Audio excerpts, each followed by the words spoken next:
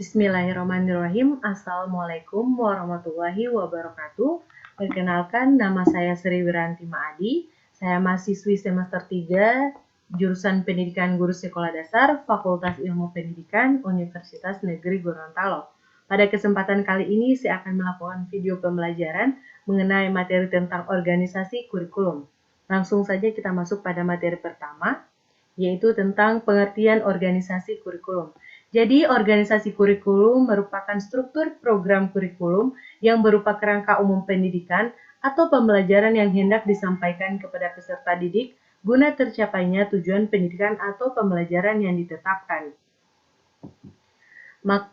Kemudian kita masuk pada materi kedua, yaitu faktor-faktor dalam organisasi kurikulum. Dalam organisasi kurikulum ini ada beberapa faktor yang harus kita perhatikan. Yang pertama, ruang lingkup atau skop. Ruang lingkup kurikulum tidak dapat dipisahkan dari kebutuhan peserta didik, kebutuhan keluarga, masyarakat, bangsa, dan negara.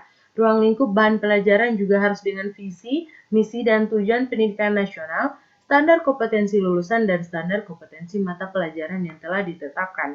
Faktor kedua yaitu urutan atau sequence. Urutan atau sequence menentukan bahan pelajaran yang disajikan, apa yang dahulu dan apa yang kemudian, dengan maksud agar proses belajar berjalan dengan baik. Sesuatu yang baru misalnya hanya dapat dipelajari bila bahan sebelumnya telah dipahami atau bila telah dimiliki keterampilan-keterampilan tertentu atau bila perkembangan anak telah mencapai taraf tertentu. Faktor ketiga yaitu kesinambungan atau continuity. Kontinuitas kurikulum dalam organisasi kurikulum perlu diperhatikan, terutama berkaitan dengan substansi bahan yang dipelajari siswa. Jangan sampai terjadi pengulangan ataupun loncat-loncat yang tidak jelas tingkat kesukarannya. Faktor keempat yaitu terpadu atau integrate. Faktor ini berangkat dari asumsi bahwa bidang-bidang kehidupan memerlukan pemecahan secara multidisiplin. Artinya, jika guru menggunakan subjek center kurikulum, maka besar kemungkinan pengetahuan yang diperoleh peserta didik menjadi terlepas-lepas dan tidak fungsional. Faktor kelima yaitu keseimbangan atau balance. Nah, faktor ini dapat dipandang dari dua segi, yakni keseimbangan isi, yaitu tentang apa yang dipelajari, dan yang kedua keseimbangan cara atau proses belajar. Dalam menentukan keseimbangan isi, maka perlu dipertimbangkan beberapa penting dan perlunya masing-masing mata pelajaran. Faktor yang keenam, waktu atau times. Nah, faktor ini akhirnya harus dituangkan dalam bentuk mata pelajaran atau kegiatan belajar beserta waktu yang disediakan untuk masing-masing mata pelajaran. Di sini dihadapi masalah distribusi atau pembagian waktu yang harus menjawab pertanyaan seperti berapa tahun suatu mata pelajaran harus diberikan, berapa kali seminggu, dan berapa lama tiap mata pelajaran.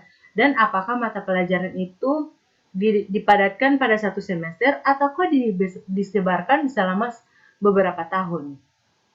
Kemudian kita masuk pada materi ketiga, yaitu mengenai prosedur mereorganisasi kurikulum. Seperti pada faktor tadi, prosedur organisasi kurikulum juga terbagi dalam beberapa macam. Yang pertama, reorganisasi melalui mata pelajaran. Artinya, ialah buku merupakan sumber belajar yang penting bagi peserta didik dalam mempelajari kurikulum. Reorganisasi yang kedua yaitu dengan cara tambal sulam. Di sini dia memilih kurikulum yang baik yang sesuai dengan kondisi dan tujuan sekolah. Dengan demikian, kurikulum sekolah menjadi kaya dengan program-program terbaik dan berusaha menghilangkan program yang dianggap kurang baik. Reorganisasi yang ketiga yaitu melalui analisis kegiatan. Artinya dengan menganalisis kegiatan ini yang berhubungan dengan segala kegiatan yang ada dalam kehidupan masyarakat siswa, bahwa analisis kegiatan ini bertujuan supaya bahan atau materi pelajaran dapat diarahkan pada kehidupan masyarakat yang nyata. Kemudian yang keempat yaitu reorganisasi melalui fungsi sosial. Artinya fungsi sosial ini yaitu bahan pelajaran disampaikan dengan mengarah ke dalam kehidupan sosial, sebagaimana siswa nantinya hidup bersosial antara individu atau kelompok dalam masyarakat. Reorganisasi yang kelima yaitu melalui survei pendapat.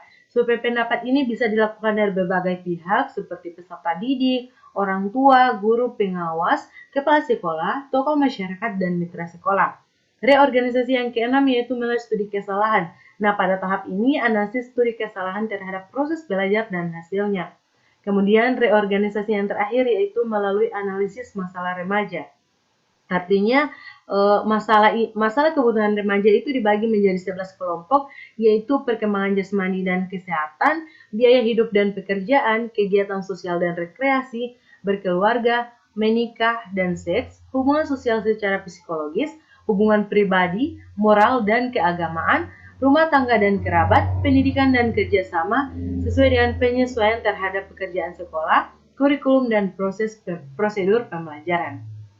Nah, masuk pada materi terakhir yaitu tentang model-model organisasi kurikulum di Indonesia. Dan telah kita bicarakan bahwa sumber bahan pelajaran untuk kurikulum ialah pengetahuan masyarakat anak-anak. Nah, pada model-model organisasi kurikulum ini terbagi dalam beberapa macam. Yang pertama, kurikulum berdasarkan mata pelajaran atau subjek center kurikulum. Nah, kurikulum ini bertujuan agar generasi muda mengenal hasil kebudayaan dan pengetahuan umat manusia yang telah dikumpulkan sejak berabad-abad, agar mereka tak perlu mencari dan menemukan kembali apa yang telah diperoleh generasi-generasi terdahulu. Kemudian model-model organisasi yang kedua yaitu korelate kurikulum atau mata pelajaran gabungan. Nah, pada kurikulum ini mata pelajaran tidak disajikan secara terpisah-pisah, akan tetapi mata pelajaran yang memiliki kedekatan atau sejenis dikelompokkan sehingga menjadi suatu bidang studi. Pola kurikulum korelate kurikulum ini menghendaki agar mata pelajaran berhubungan dan bersangkut paut satu sama lain. Dan kemudian model-model organisasi yang ketiga yaitu broad field curriculum atau cakupan luas. Menurut Hilda Taba dalam hal ini dia menegaskan agar tercapainya gabungan yang nyata, maka perlu adanya integrating third dan focusing center berupa tujuan, prinsip-prinsip umum, teori atau masalah masyarakat dan kehidupan yang dapat mewujudkan gabungan itu secara wajar. Kemudian model organisasi yang keempat yaitu integrate kurikulum atau kurikulum terpadu.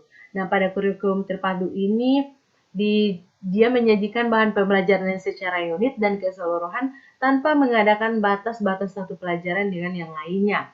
Dan pola kurikulum ini meniadakan batas antara berbagai mata pelajaran dan menyajikan dalam bentuk unit atau keseluruhan. Kemudian model-model organisasi yang kelima yaitu kurikulum inti atau core kurikulum. Nah, pada penjelasan kali ini mereka mengatakan bahwa core kurikulum ini merujuk pada pengalaman belajar yang fundamental bagi peserta didik karena pengalaman belajar ini berasal dari yang pertama kebutuhan dan dorongan secara individual maupun umum, dan yang kedua secara sosial dan sebagai warga negara masyarakat demokratis. Definisi yang diberikan oleh Caswell kepada core dalam bukunya yaitu buku Nasution pada tahun 1993 yang melopori organisasi kurikulum itu sendiri. Kemudian kita masuk pada model-model organisasi yang terakhir atau experience atau activity kurikulum. Nah, ini sering disebut juga dengan activity kurikulum. Mengapa? Karena ini cenderung mengutamakan kegiatan-kegiatan atau pengalaman siswa dalam rangka membentuk kemampuan yang terintegritas dengan lingkungan maupun dengan potensi siswa. Kurikulum ini pada hakikatnya siswa berbuat dan melakukan kegiatan yang sifatnya vokasional, tetapi tidak menyediakan aspek intelektual atau akademik siswa. Nah, demikian presentasi dari saya. Lebih dan kurangnya saya mohon maaf. Wassalamualaikum warahmatullahi wabarakatuh. Terima kasih.